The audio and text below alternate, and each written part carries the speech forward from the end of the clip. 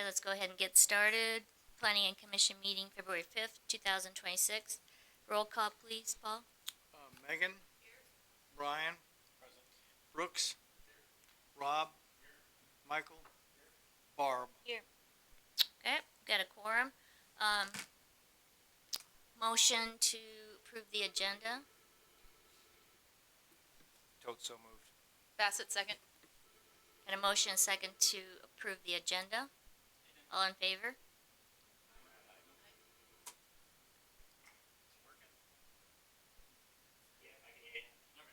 They're just going through preliminary things, and we'll get to you. Okay. Yeah. Hi, Nick. Okay, we got the approval of the agenda. We got the consent calendar.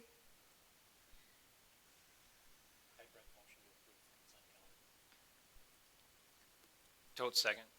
Yeah, we got a motion second to approve the consent calendar. All in favor? Opposed? Okay, the minutes. Any changes to the minutes? Motion to approve, Nome. Motion and second to approve the minutes. All in favor? Opposed? Okay.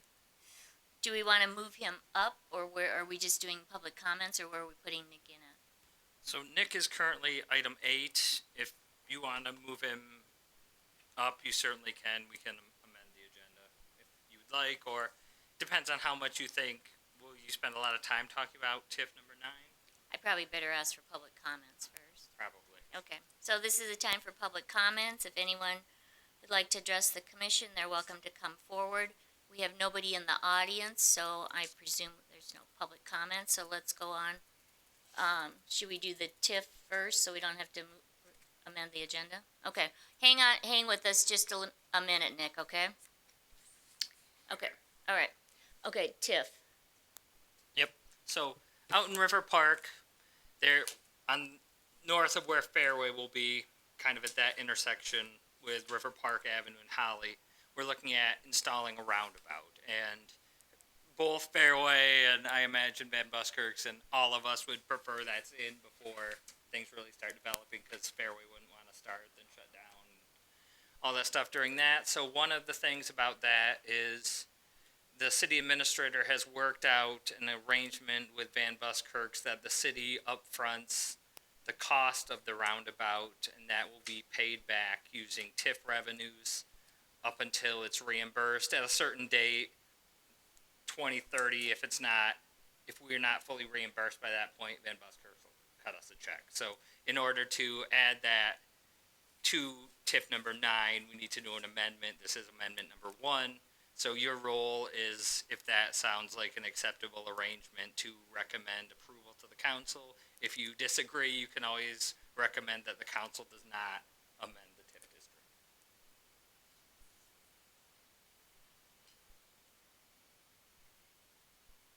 And so this is an amendment to an existing TIF. Correct.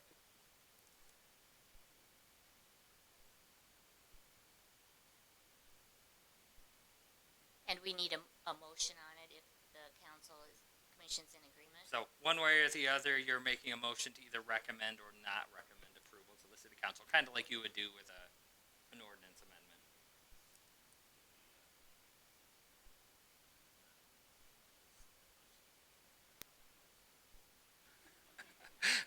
I guess you certainly could.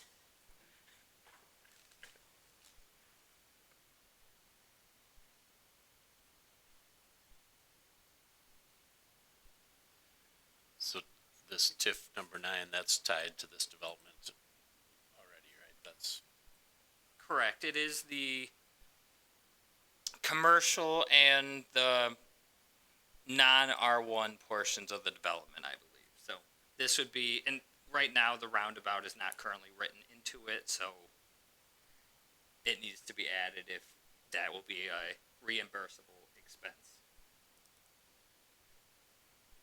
And the arrangement is that the city would get that reimbursement until it's paid off.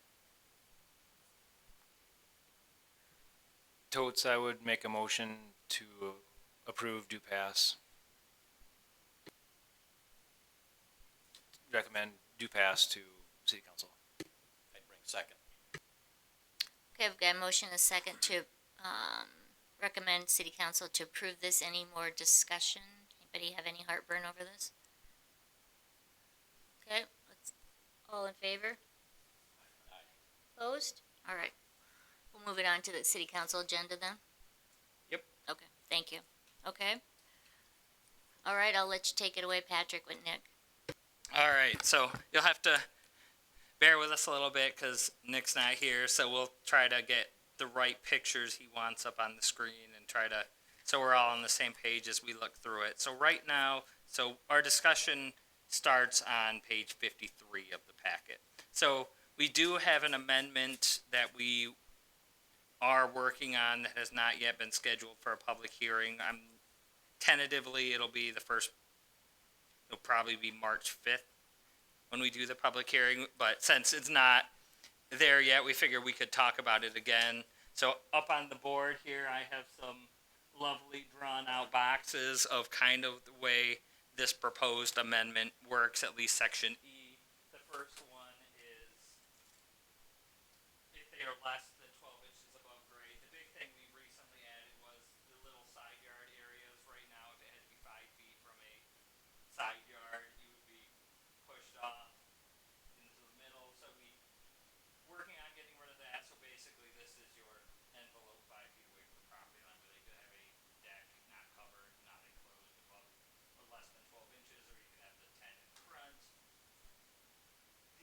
The next section of the proposal has you have to be in the building envelope and firewall limit.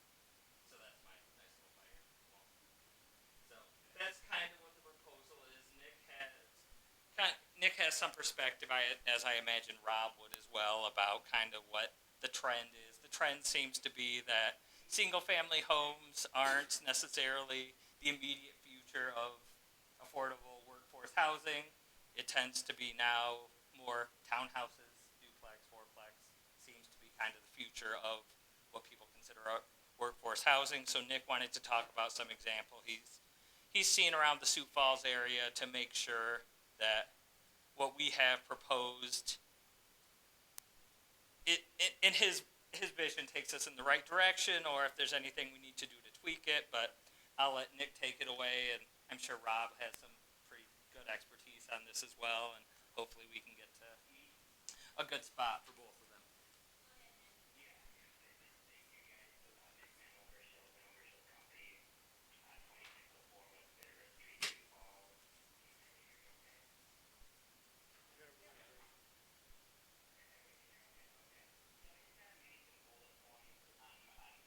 End here that I'll go through, and then we'll go through a few of the photos. So, the first one is, last year in the city of Sioux Falls, there's 359 single-family detached standalone home permit pulled. There was 408 single-family attached. And we're kind of finding the same thing. We've been putting different products out in the new Chestnut Ridge development by Berkman Valley. And we're finding that some of these young families aren't able to go to the $500,000 or $600,000 standalone home with a triple garage, all that, but they are able to go to, under $400,000 and still get into a 5-bedroom, 3-bath home if they're willing to share a wall and go down to a double garage. And so we've created this product, both twin home and fourplex homes, to be able to subdivide and sell off the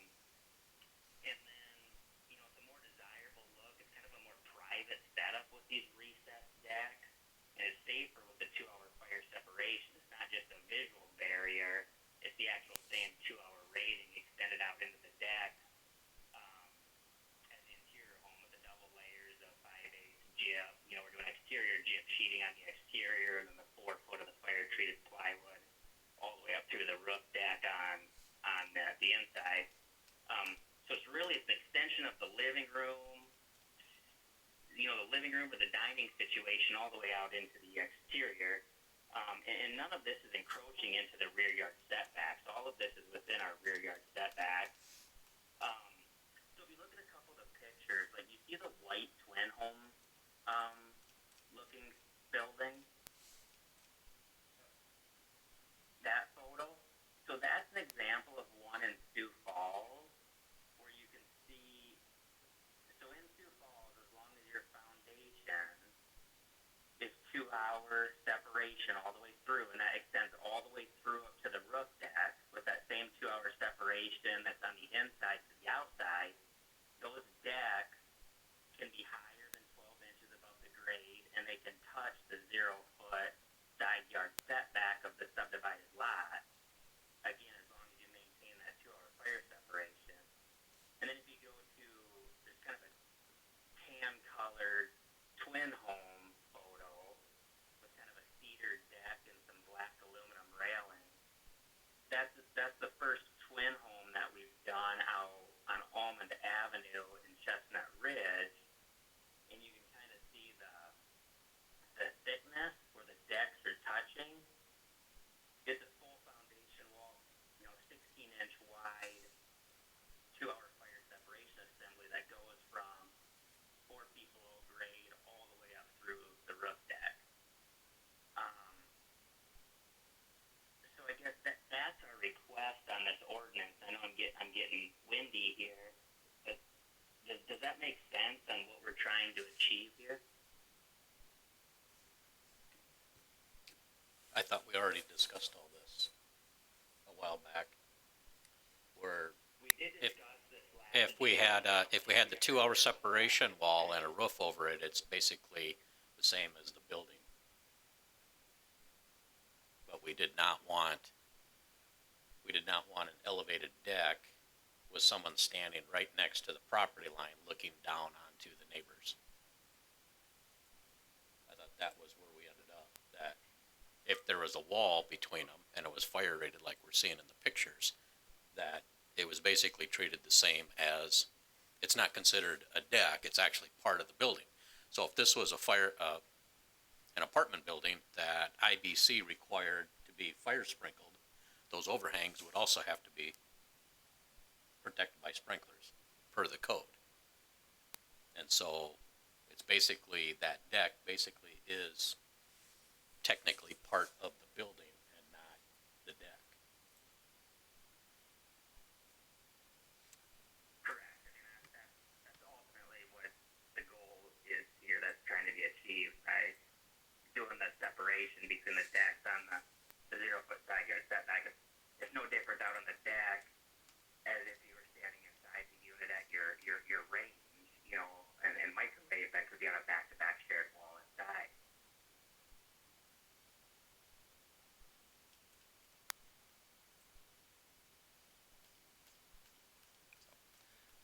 Our discussion as staff for you all is, do you feel the language on page 54 is sufficient? Before the meeting, Paul, Tammy, and I were talking, is it as, there might be a little bit of ambiguity regarding just shall comply with the minimum setback requirements applicable to the principal structure to which it is attached. That there might be a little bit of interpretation there, and of course, as we work through the code, we're hoping to iron out, person A might read that different than B. Is it as simple as we take the exception language and make a second sentence there that those covered, enclosed, or raised decks greater than or equal to 12 inches may span the full width between the side lot lines for interior units or to the common wall lot line for exterior units? Maybe we just copy and paste and I think it should almost be simplified. I think it should be, if it's attached and covered, it should comply to the same standards that the structure, the main structure is. Because you still have to have the same firewall. So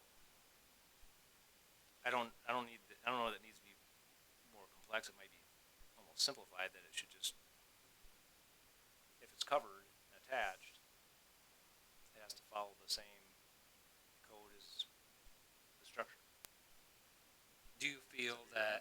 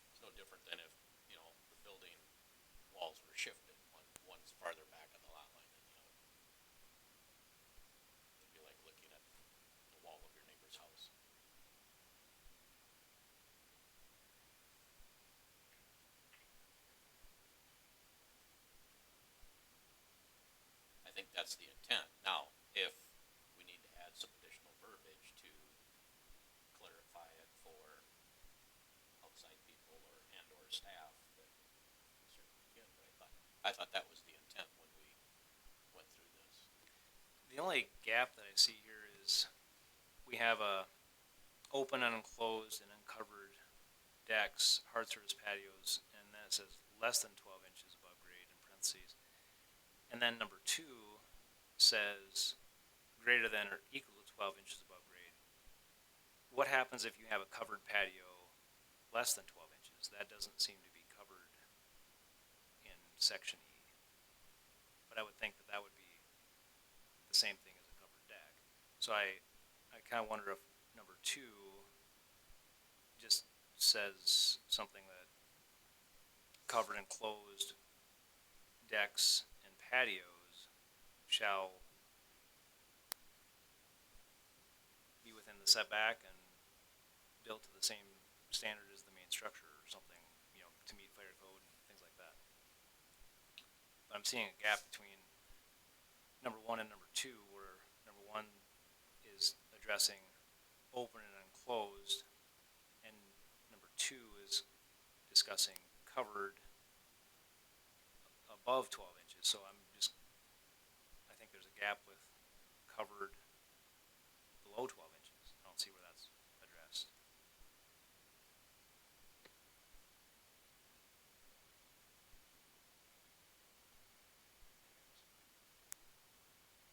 Does there need to be any mention made about 2-hour fire separation, or don't even call out specifically to a 2-hour firewall assembly? It's just a matching of the common wall that's required on the interior, as long as it extends to the exterior of the unit. That's acceptable as part of the main structure. Generally, we don't put building code language in a zoning ordinance. I see what you're saying, Nick.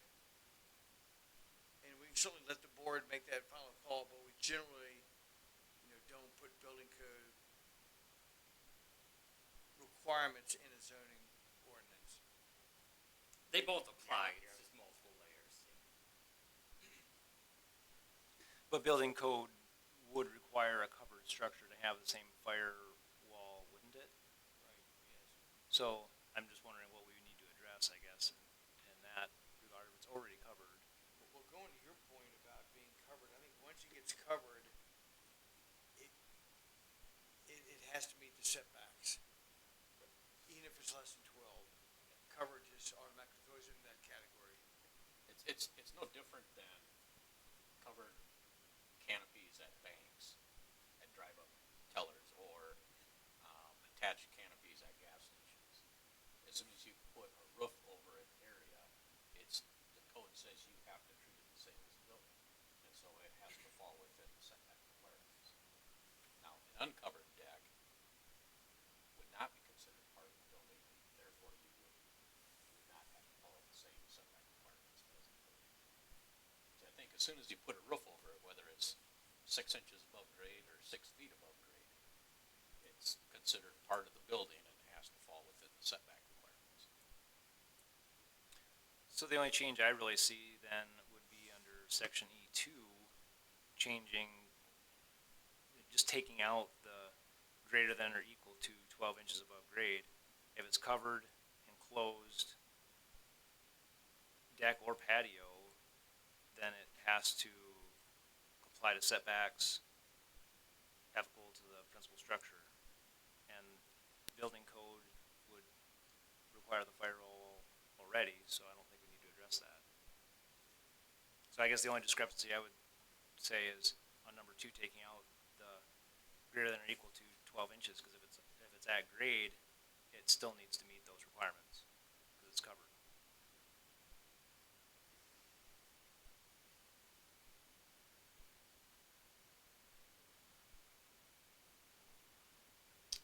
So what we'll probably do then is, it's a minor change. We'll go through, and so this will still likely be set for a public hearing with you all on March 5th. We'll make the change. We'll get the notifications published, and I'll just throw the draft in the packet for the 19th, get those done before the 5th. But, so the change would be then we covered or enclosed decks, scratch out the rest of the underlying piece and keep the text. But that, if we take off the cover, what if somebody puts an uncovered deck higher than 12 inches?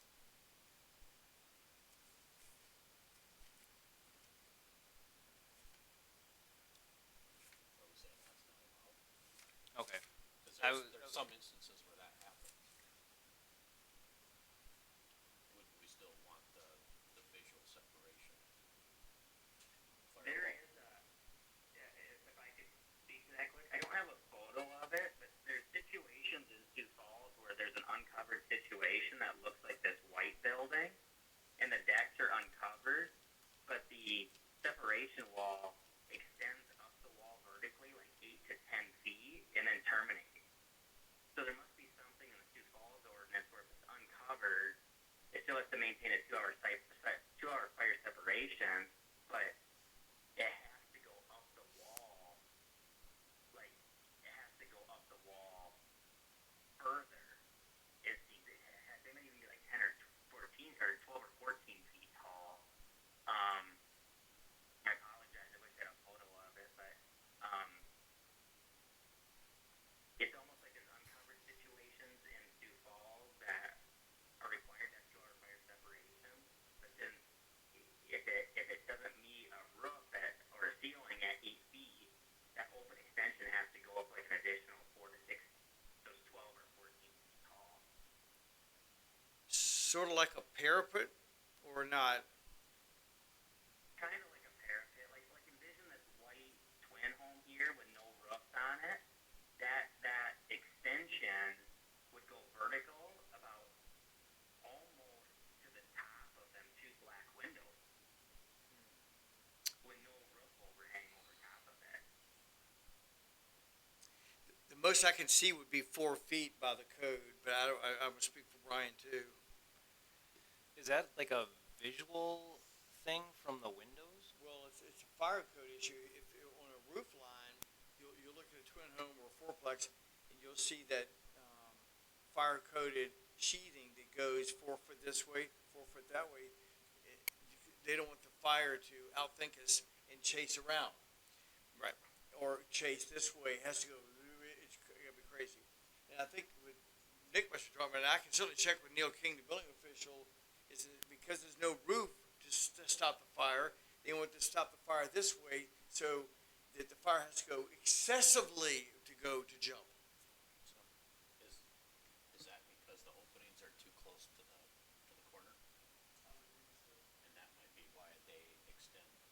There might be a window or something else that's too close to the firewall. So basically, the fire doesn't go out one opening and come in opening on the other side.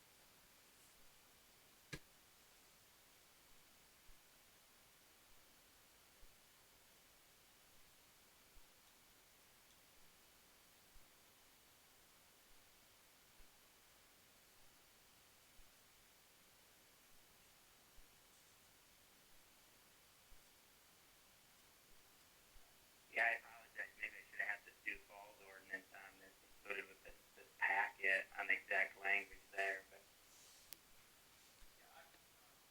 I can get some clarification from Neil King.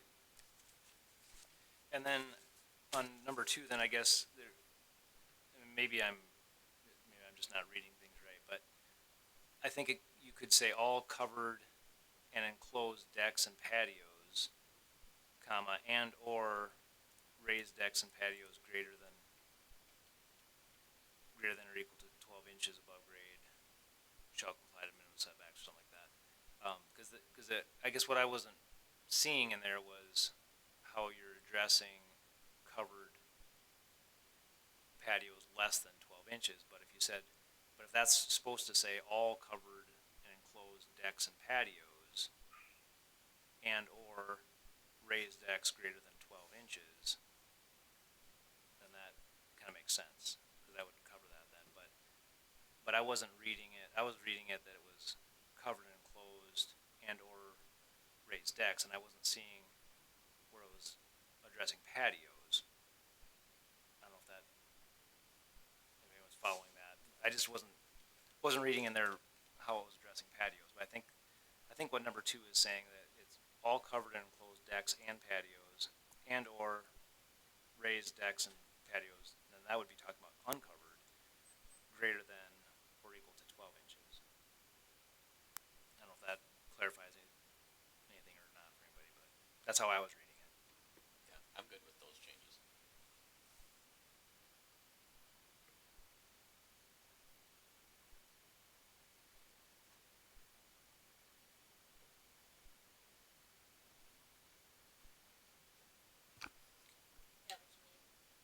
So we will get a public hearing scheduled for March 5th, then the city council meeting with the public hearing will likely be the 16th. I don't believe March is a holiday like February and January do. But so the 16th, then the 6th, then should be in effect probably by the end of April-ish. Nick, do you have any more questions, Nick, or What's that? do you have any more questions, or are you good? No, I'm good if you guys are good. I appreciate your time. Well, thank you for calling in. We appreciate your comments and suggestions. Thank you. All right, thanks, guys. Have a good night. Okay, you too. Thank you. Yeah, bye. Yeah, bye. Okay, moving on to residential off-street parking.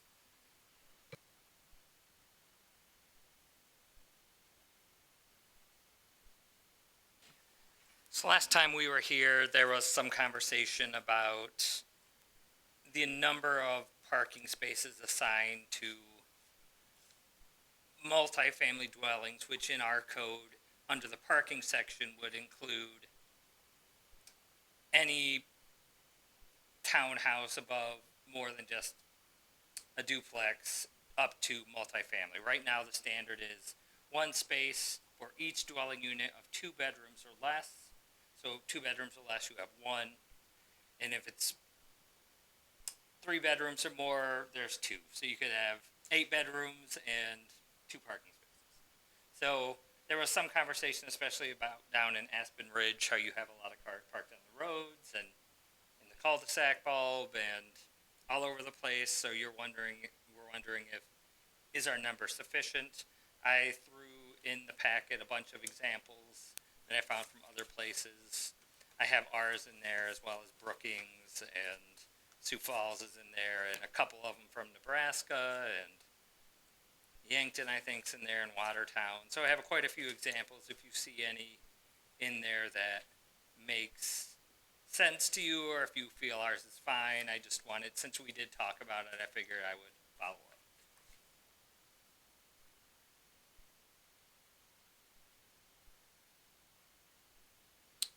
Your beginning of this, your little note here says off-street parking,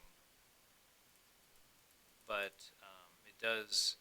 we do include garage stalls in that calculation, right? So it's not just off-street parking. We're really talking about parking spaces total, aren't we? We are talking about parking spaces not on the street. So Okay, that would off- include in a garage. Sorry. Yep. I was, sorry. Off-street. I was thinking on-street. And certainly people, if you can park and it's allowed on the street, you can certainly park your car on the street. The reason why this comes up, especially in apartment situations, are in townhomes somewhat, but maybe a little bit less when it snows. You got to put your car somewhere. We'd rather not ticket you or tow you, and that becomes hard when the plows are moving, and where do you take it during that period of time? So that's what, and obviously if the snow plows are out, you probably don't want to be driving around unless you really need to. So that's kind of where that comes up and why off-street parking is needed in residential as well. I think the other reason is typically your high density residential is located on higher volume streets. And so it's kind of a, just not good to have a lot of parking on high flow streets.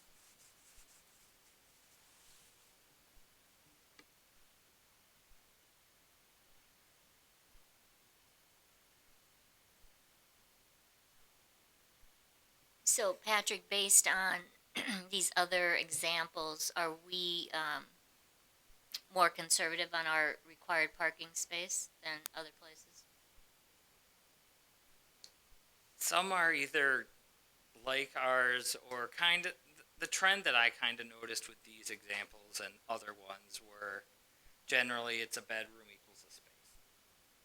Kind of seems to be where the trend is, just because you could have, two single guys live in a 2-bedroom apartment, and under our current code, they would have one car, and that's likely not probably the case. Or I mean, you will have couples with a car, so it's kind of hard to narrow down exactly where that goes. We just try to find the most likely without being too burdensome. So it's kind of the trend I noticed was a space, a bedroom.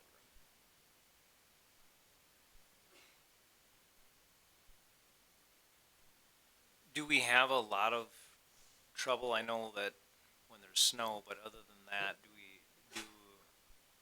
and maybe this is a question we need to have some developers here. Is there not enough parking in their complexes, or is this just a potential problem, or is it an actual problem, or? I think it's going to be a potential problem because for that example out there, there was no garages put in at that place. There's no where some will have underground parking, which then that alleviates a lot of parking on top. And like Nick just said, he goes, "What's everyone building now?" That's what it's going to go to, and I think we're going to start seeing a lot of it. And like Brian said, I don't want to be parking on busy roads, and I know they can, but I'd rather alleviate it to the parking inside their own property where they're on. And I do agree with the trend of more families living in townhomes and things like that, where you have husband, wife, and then all of a sudden you have a kid that's driving, and I can see how that trend could change to need more parking. I mean, I think a lot of people that are, if you want to say 20s now, that are not going out on their own. They're staying with buddies until they're 30, and they're living all together, trying to make it as cheap as possible to live. So they're maybe living with 3 guys, and then maybe one of them has a girlfriend living there too in the same bed. So then now you got 4. It starts adding up cars pretty quick with.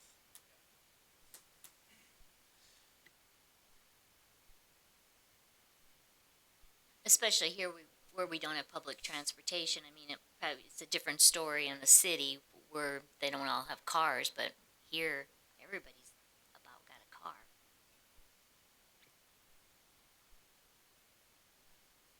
Well, what would it take to make a change if we decided to increase it? Zoning ordinance amendment. Same process.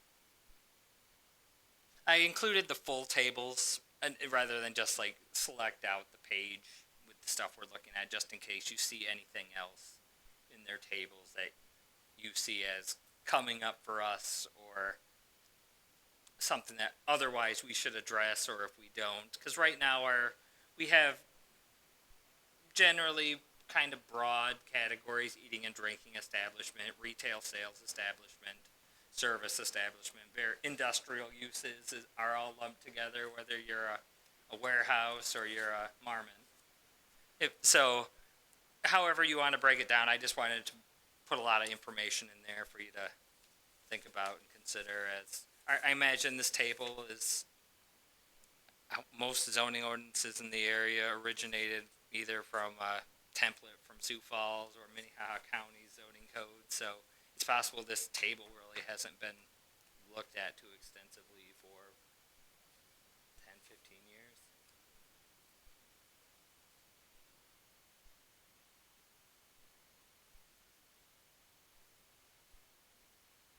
Rob, would you go based on bedrooms? What's your thought? That's where I'd start. I know I see Sioux Falls is 1.5 instead of going to the like full, like if you start at 2. I don't know if that's the answer or not, or And that was for one bedroom. We didn't really have a one bedroom.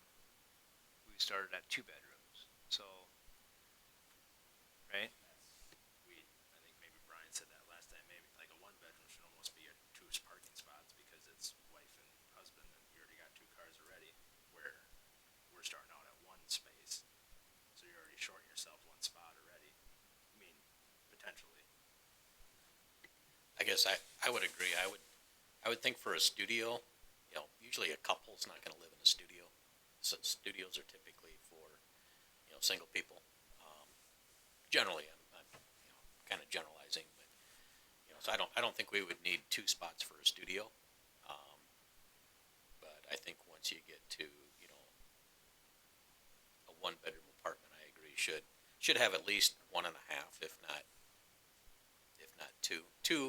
Two per, 2 might get a little excessive, but Gretna had in there that one space had to be uncovered too. You see a lot of, I see a lot of garages that don't get used because they're full.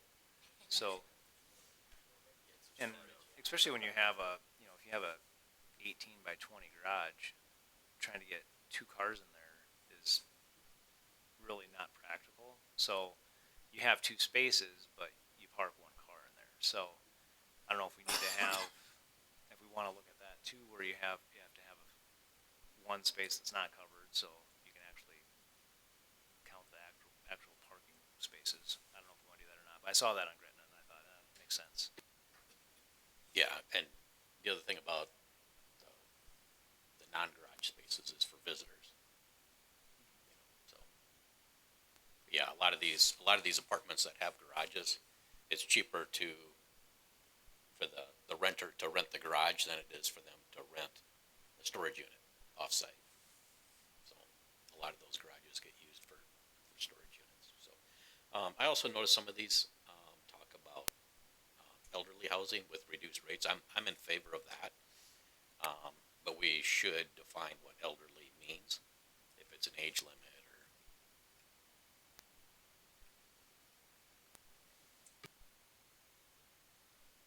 So when it's elderly, they say you don't need as much parking? I don't know how true that is. I guess it depends on what age it is. But. Although,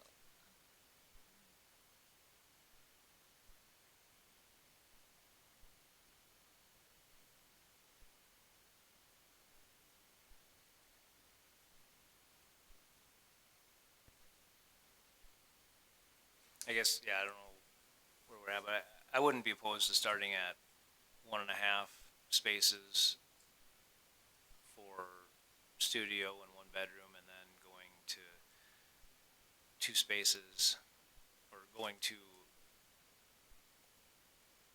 yeah, 1 space per bedroom after that, and then requiring after, you know, 2 bedroom, or requiring 1 space that needs to be uncovered. So start at 1.5, and then you go to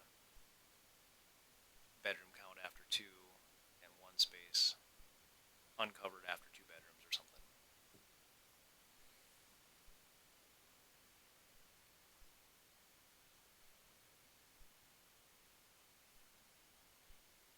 But if there's a 4 bedroom, we wouldn't necessarily need to require 4 places, would we? Or a 5 bedroom, we wouldn't want to require 5. So maybe up to 3. You know, 2 bedroom has 2, 3 and above has 3.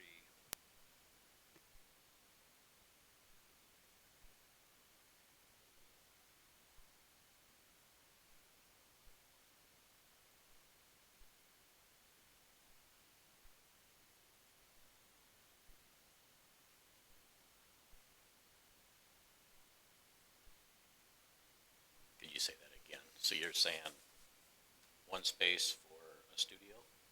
I was starting at 1.5 for studio and 1 bedroom. If we wanted to say 1 for studio, that's fine. Which that probably makes sense actually. 1 for studio, 1.5 for 1 bedroom, and then 2 for 2 bedroom, 3 for 3 and above bedrooms, and over a 2 bedroom you have to have 1 uncovered, unenclosed. So basically half need to be unenclosed.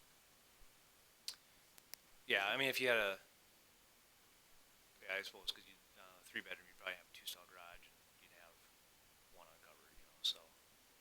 But you could have 2 bedroom with a 1 car garage, and that could be so 1 uncovered and 1 covered, or 1 garage, 1 uncovered. Are there any studio, I don't know what's in those, I don't remember, those Aspen Ridge. Do you remember, Paul, at all? Is there a studio in there? That's what I was wondering, how many, I mean, I know you can't tell me off the, I wonder how many are studios in 1 unit, and then how many are 2 bedroom? And are there any 3 bedrooms in those? So there are studio 2 and 3. I was just, I don't know the ratio of, is there 4 studios to, I'm just curious, cause maybe that 1.5 would help at least gain you a couple spots for visitors. I mean, not saying you need a lot, but just, But if you go 1.5 for a 1 bedroom and it's a couple, are you shorting yourself then? And they each have a car? I don't know how often that happens, but. I know we have to be cognizant of developer costs too, so we have to weigh it, We'd still be gaining a spot for every 2 versus what we're at right now, because we start at 1 for up to 2 bedroom. So a 2 bedroom we'd already be adding 1 extra there, and then on a 1 bedroom we'd be adding 1 extra for every 2 of those. So we'd be adding quite a bit of parking over what we're at right now.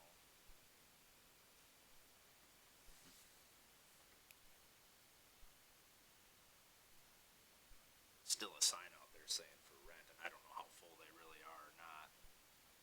And their parking's pretty full, and then they still have a sign saying for rent. So I'm just like, well, I mean, I know it's full, but I don't know how much more they can take. And I was just curious how many more cars would be coming, and that's yeah, okay. So they're close then. Yeah, if you're a family in a new neighborhood with, in, your own house, and then you got people parking in front of your house all the time, that would get irritating, Like we said, the townhouse is getting built behind it. You mean you're gonna add traffic and possibly parking issues there, and because there's really no parking. There's parking on your driveway, but not on the road going in. And that's why we wanted to flip it the other way on Chestnut, or not Chestnut. I don't know what road that was. Christensen maybe it was going across.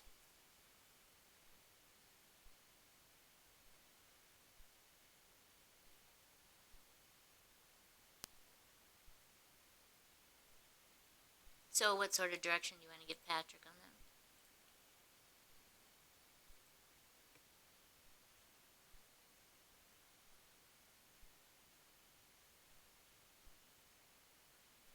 If we have a starting point you want me to throw down on a page, we can talk about next time, or if you just want to take a couple of weeks to work through it on your own, that's fine too. Whatever you prefer.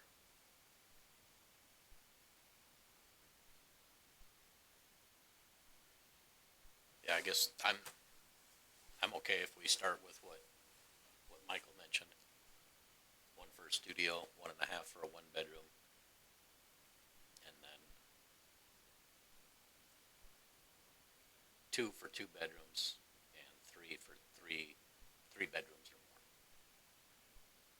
And then, I don't know, 50% of the spots need to be unenclosed for a starting point.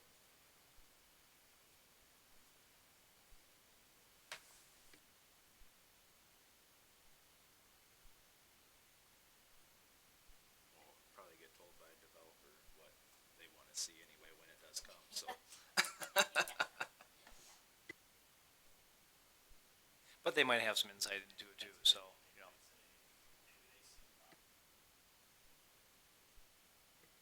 Our rules, and they're going, well, we'll just do it that way to. Cause I wouldn't wanna be moving snow in that place, I know that. Well, and we're starting to see more higher end apartments being built, not just in Brandon, but, everywhere. And that's because, some people don't want a house. They don't want to deal with upkeep. And you're starting to see a lot more people being transitional. But I mean, if you're spending 12, 13, 1,500 bucks a month on rent, I mean, you're probably going to own more than one car, as a couple or a young family. So. Right. And you're gonna want to park your car off the street.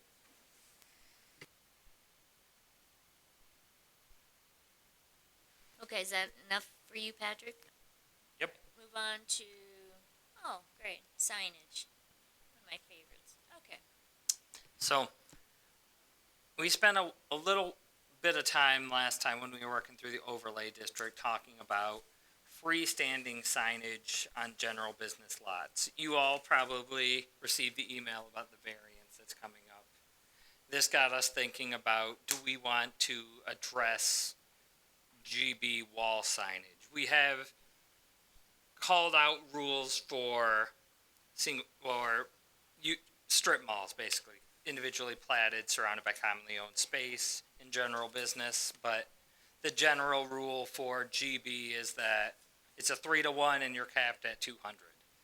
GB lots could be fairly large with many businesses and not necessarily be individually platted lots surrounded by commonly owned space.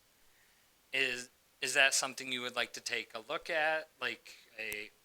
Even though you hear about them dying all the time, but a mall necessarily wouldn't be surrounded by commonly owned space, individually platted lots. And right now, if a mall wanted to come to Brandon, you have 200 feet of wall signage. Is there another formula we want to look at? Maybe this is fine. We readdress if something should propose itself, or are you interested in re-looking at this? Whether it's a certain amount each business gets X amount. If you're an independent business on a lot, X. Or however you want to do it. Bearing in mind that there is the variance coming up, so we can't speak about necessarily your thoughts on that at this point. Well, kind of like what we did with the detached signage, I don't know, whatever you call it. We kind of talked about how much frontage you have. Makes sense that a business that has 1,000 feet of frontage should have probably more opportunity for signage than a business that has 100 feet of frontage. For store frontage, I think that would kind of fall in line if you have a big store and you're limited to the same amount of space as a little tiny store, that just doesn't make sense. And then you have a store that has multiple tenants, or I guess one store probably shouldn't be limited just by who owns it. I guess if you got 5 stores in one building, you might want to have more opportunity than if you just have one tiny store. I don't know. Anyway, I don't know if it makes sense or rambling, but it makes sense to me that the amount of frontage that you have on the building front, there might be a calculation opportunity there.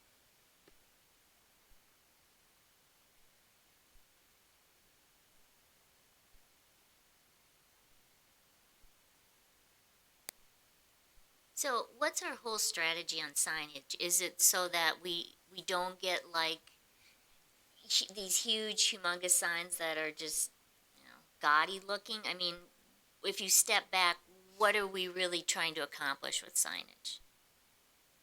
Try to be middle of the road, you know, some communities don't allow much signage at all. Where do we want to be at?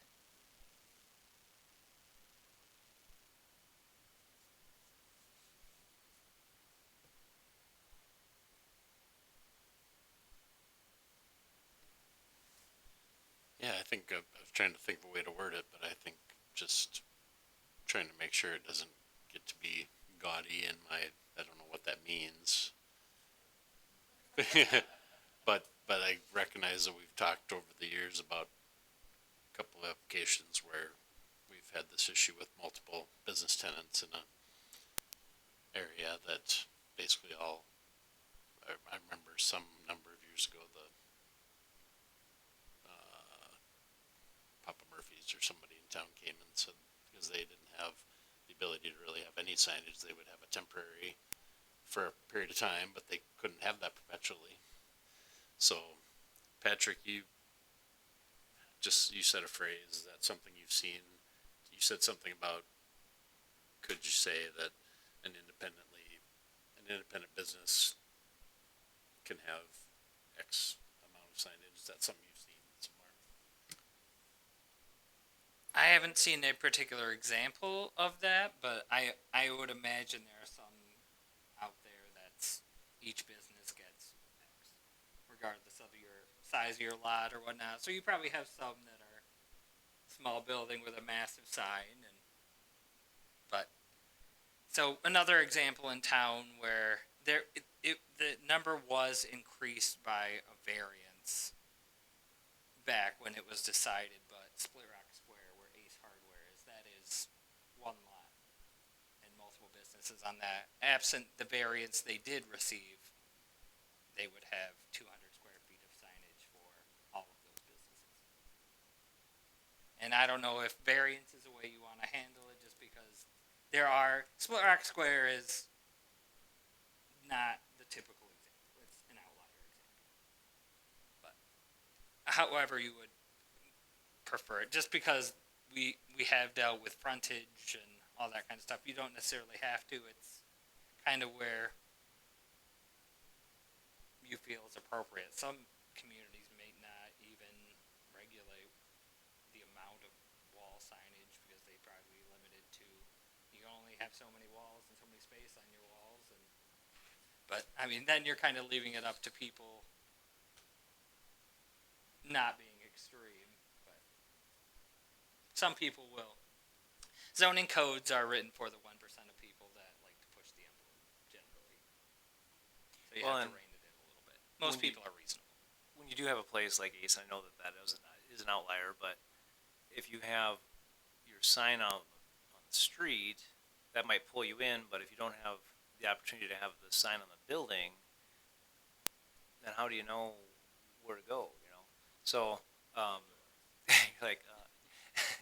so I was going to bring up another example, maybe on the other side of the perspective. There was a sign vendor and I were talking. He had nothing to do with this, but the Brandon Retail Center, when it was one big lot, and I think it's 5 tenants in there, 5 spaces, and we limited to 200. He said, every time I go by there and I see Sassy Nails, it's the smallest sign in relation to how large their frontage is, which is not tremendous. But he said, if I was you guys, I would increase it more than the 200 you're limited to, because you had to take the 200 number divided by the 5, and then you kind of small. So he thought it was inappropriate and too small. But of course, he's in the sign business and wanted a larger sign.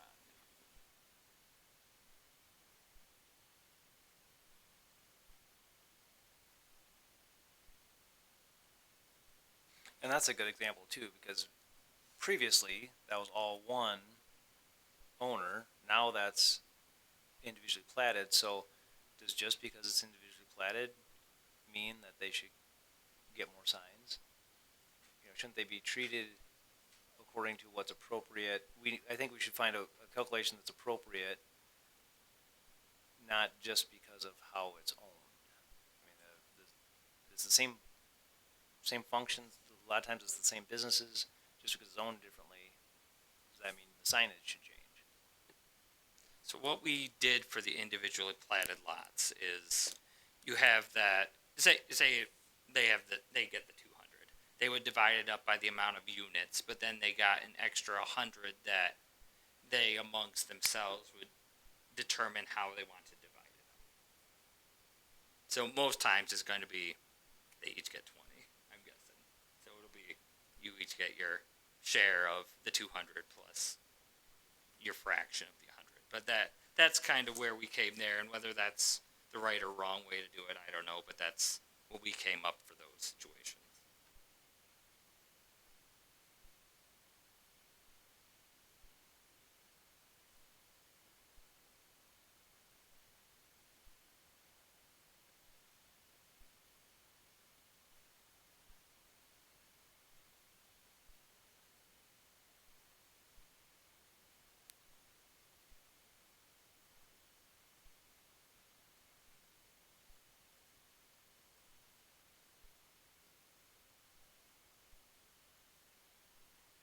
And I get that this is just one of those things that we hadn't really talked about before, and we just kind of sprung it on you. So I'm guessing you probably thought about it some, but you probably haven't spent a lot of time thinking about it. So if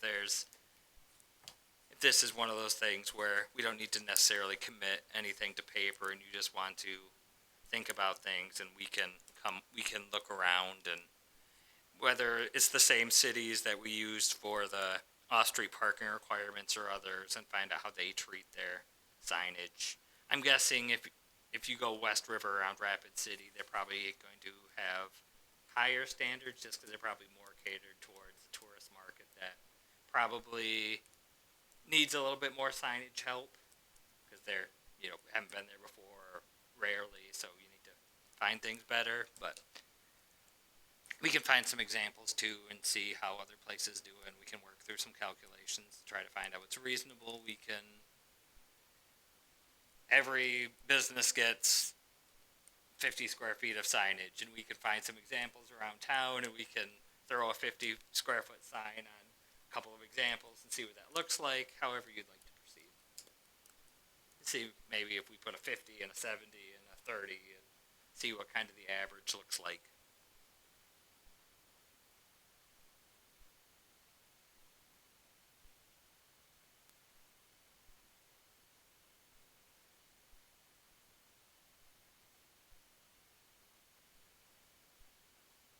Yeah, I like that general idea. I don't want to leave businesses without the ability to have a sign.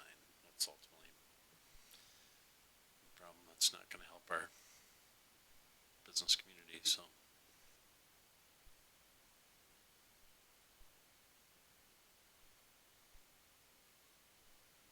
The other way to possibly consider it would be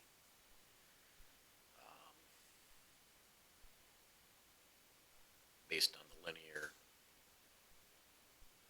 footage of the facade facing the street.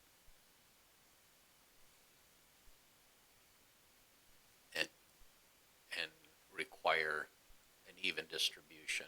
You go to some of these large cities with these big strip malls, and every business has their sign on it. Obviously you don't want two giant signs right next to each other, but to provide an even distribution. So, if we want to increase the allowable area, obviously we would want to limit the size of an individual sign and also the location of those signs across the building. So for example, if you've got a bunch of 20-foot wide storefronts, you don't want each of them having a giant sign right over their door. Is what I'm trying to avoid. If we want to consider increasing the allowable area for those kinds of situations.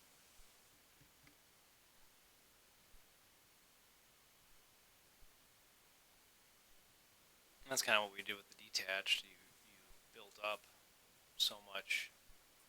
You weren't given a, didn't we? Didn't we say that you didn't just get a 200? You had to build up to so much. I think I don't remember exactly what we ended up at, but I kind of agree. If you have a 20-foot wide storefront, maybe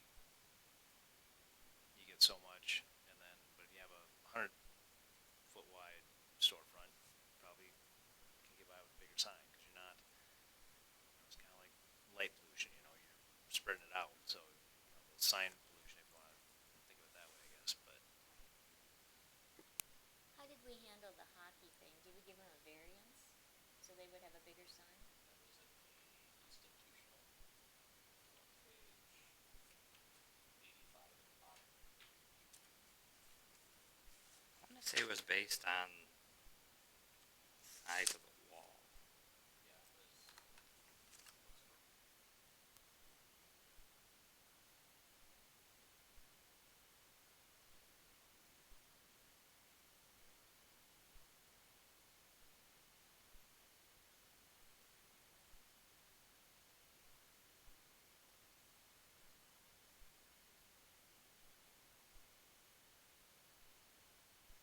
Yeah, there you weren't, you didn't just automatically get 200 square foot, you had to build up to that, so. That was more based.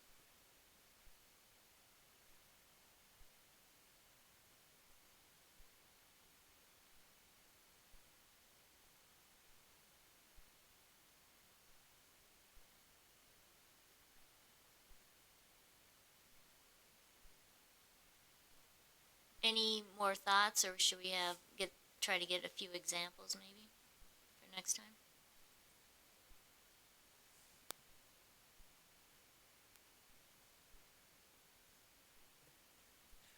I'm willing to do whatever you want me to do. If you want me to try to track down a range, I could look for formulas for commercial that are probably not the same 3-to-1 or a 1-to-1 for the institutional. Maybe it's a half square foot, a half square foot per one or something. For commercial, I can try to find a range of ways they do it, and hopefully some will look clearly and maybe we'll start moving in one direction based on a couple of different ways people look at it. It says coming up because of the variance. It's got us thinking about it, but we've thought about it in the past a little bit too. I guess the thing I think that we want to consider differently in general business versus institutional is institutional, you have large lots. General business, you can have very small lots, and you really, in general business, you're really wanting to be more compact than in institutional. So instead of street frontage, I think we would want to consider some kind of a store frontage calculation, because a lot of these, especially on some kind of a mall, if you look at Ace, a lot of those stores aren't even facing the street, so I don't know what you would use for store frontage or for street frontage, but I think we would want to consider some kind of a store frontage calculation instead of a street frontage that we used in institutional.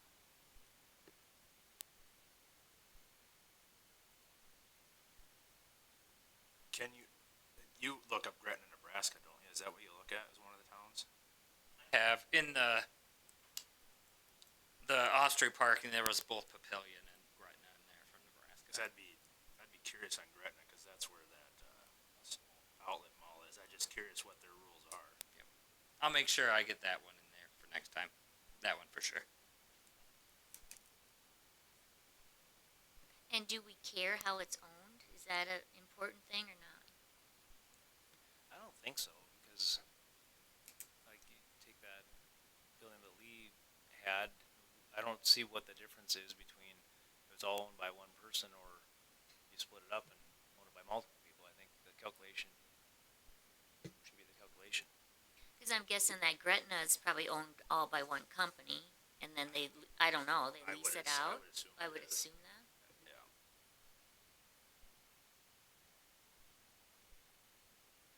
But now, like where Sassy is, those are independently owned now, right? That he sold them off? Okay, does that give you enough, Patrick? It does. We'll start the wheels turning and see where we can get next time. Well, I appreciate you're always thinking ahead on this stuff, so thank you for doing that and being willing to do. Some of this is just really digging, and I appreciate that. So, all right, building permits. How we doing, Paul? Looks like we're had a pace from last year or so.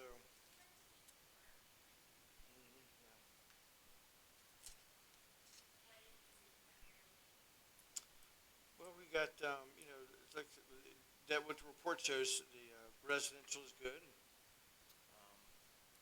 There's things happening on the commercial side too, so.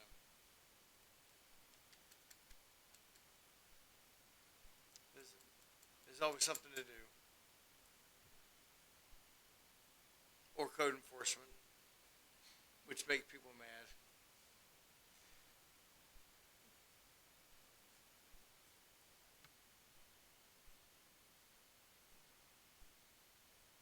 How is the market, Rob?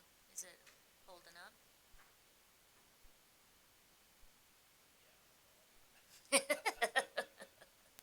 Have interest rates come down a little bit? Not really? Not really?